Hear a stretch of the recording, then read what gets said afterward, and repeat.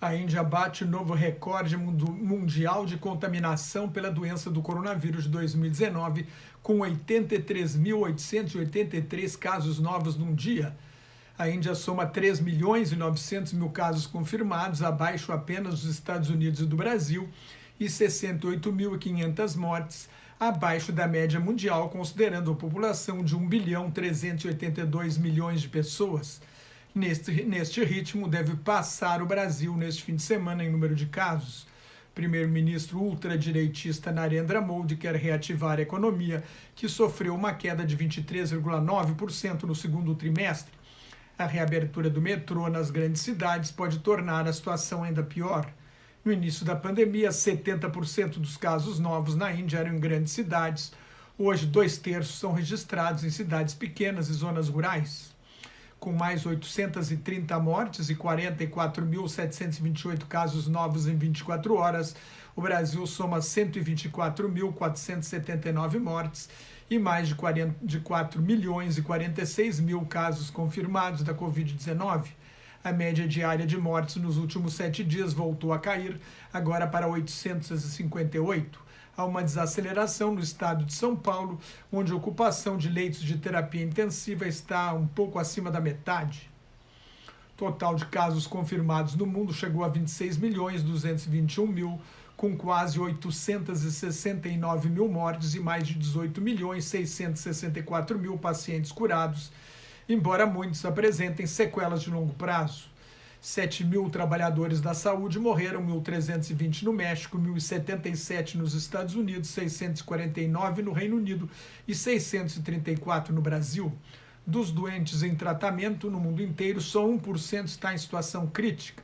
A taxa de mortalidade dos casos encerrados caiu para 4%. Desde o início da pandemia, os Estados Unidos registraram 6.150.000 casos e 186.970 mortes. A Covid-19 matou mais policiais nos Estados Unidos neste ano, mais de 100, do que todas as outras causas juntas. Com a volta às aulas, mais de 51 mil casos foram diagnosticados em universidades americanas. Sob pressão do presidente Donald Trump, o Centro de Controle e Prevenção de Doenças enviou mensagem a estados e municípios para que se preparem para o início da campanha de vacinação em 1º de novembro, 2 dias antes das eleições. O principal assessor do programa de vacinas da Casa Branca, Dr. Moncef Slaoui, considera improvável, mas não impossível, que uma vacina esteja disponível no fim de outubro. O médico defende que a chance é muito, muito pequena, mas considera que seria irresponsável não estar preparado. Diante do fracasso de seu governo no combate à pandemia, o presidente Donald Trump tenta anunciar o lançamento de uma vacina antes da eleição. A maioria dos especialistas considera uma temeridade apressar a aprovação de vacinas sem garantia de que serão eficazes e sem efeitos colaterais graves. As vacinas que têm mais chances são as envolvidas pelos laboratórios Pfizer e Moderna. O diretor-geral da Pfizer manifestou a esperança de ter a vacina no fim de outubro. Na Argentina, a curva de contaminação continua em alta, com 12.026 casos e 245 mortes num dia.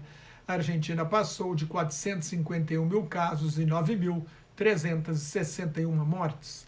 A ocupação de leitos de UTI cresceu nas províncias de Córdoba, Santa Fe, Mendoza, Rio Negro e Jujuy. A curva de contaminação cresce também na Europa Oriental, no sudeste da Europa, e Europa Ocidental enfrenta uma segunda onda com mais de 1.000 casos novos num dia na Itália, 7.000 na França e quase 10.000 na Espanha, onde 1.830 pessoas foram hospitalizadas em uma semana. A Turquia proibiu festas para tentar conter o contágio. Um estudo da Universidade de Kiel, na Alemanha, concluiu que o novo coronavírus também ataca o pâncreas e pode causar diabetes. Com o impacto econômico da pandemia nos Estados Unidos, 1 em cada 8 famílias, 12,5%, não tem dinheiro suficiente para comprar comida. O déficit comercial americano cresceu 19% em um mês ficou em 63 bilhões e meio de dólares, cerca de 336 bilhões de reais. Foi o maior em julho, para o mês de julho, em 12 anos. As bolsas de Nova York fecharam em forte queda na segunda-feira, depois de bater recordes. O índice amplo SP 500 perdeu 13,5%. A bolsa Nasdaq, de empresas de alta tecnologia, caiu quase 5%. As ações da Apple caíram 8% e as da Tesla 9%. Num dia, a Apple perdeu 150 bilhões em valor de mercado, bilhões de dólares. Com o trabalho à distância e o aumento do comércio eletrônico durante a pandemia, as empresas de alta tecnologia lideraram a alta nas bolsas nos últimos meses. O número de novos pedidos de seguro-desemprego nos Estados Unidos caiu ao menor nível desde meados de março. Foram 881 mil na semana passada.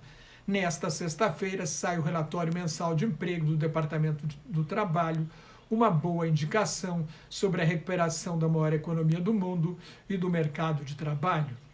Cerca de 29 milhões de americanos estão recebendo alguma espécie de auxílio-desemprego.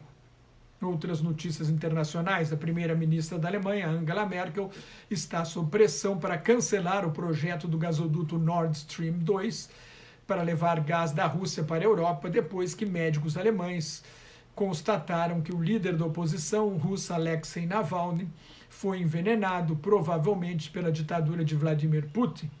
O governo russo alega que Navalny pode ter sido envenenado por seus partidários ou por inimigos da Rússia, mas não engana ninguém, a substância tóxica Novichok é a mesma usada contra o ex-agente russo Sergei Skripal em Salisbury, na Inglaterra, em março de 2018. Skripal sobreviveu.